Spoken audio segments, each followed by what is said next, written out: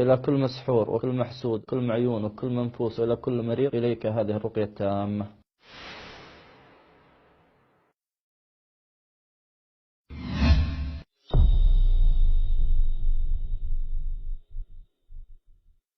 بسم الله الرحمن الرحيم. الحمد لله رب العالمين، وصلى الله وسلم وبارك على نبينا محمد. أما بعد، أحبتي في الله، سأخبركم بسنة للرسول عليه الصلاة والسلام، وهي تكاد من السنة المهجورة.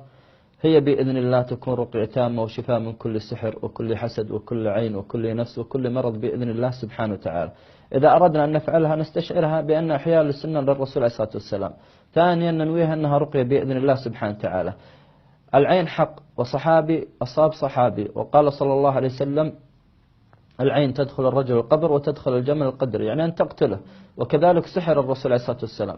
نحن نفعلها استشعارا إحياء لسنة الرسول صلى الله عليه وسلم، ثم أنها رقية تامة لنا بإذن الله سبحانه وتعالى. تقول أمنا عائشة رضي الله عنها وعن أبيها، ولعن الله من تعدى عليها وعلى أبيها وعلى عرضها، تقول: كان صلى الله عليه وسلم إذا آوى إلى فراشه كل ليلة جمع كفيه هكذا، تجمع كفيك هكذا ثم ينفث فيهما. تقول أنس الرجيم صلى الله عليه وسلم، ثم يقرأ قل هو الله أحد والفلق والناس، يعني تقرأ سورة الإخلاص والفلق والناس كامل، ثم يمسح بهما ما استطاع من جسده، يبدأ بهما على رأسه، تبدأ هكذا، ثم على وجهه تقول، ثم ما أقبل من جسده تفعلها هكذا. إذا خلصت من كذا ترجع من وراء، أن تكون جالس في فراشك.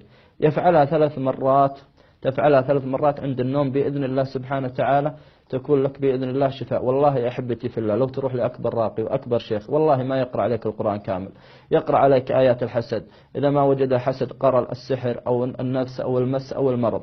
لكن هذه بإذن الله تكون رقية تامة. يقولون أهل العلم: ما مرت هذه اليد على هذا الجسد إلا كانت له رقية تامة. لو فيك لا سمح الله عين ولا نفس ولا سحر، بإذن الله تفعلها 3 مرات عند النوم كل ليلة، تحرقها بإذن الله سبحانه وتعالى.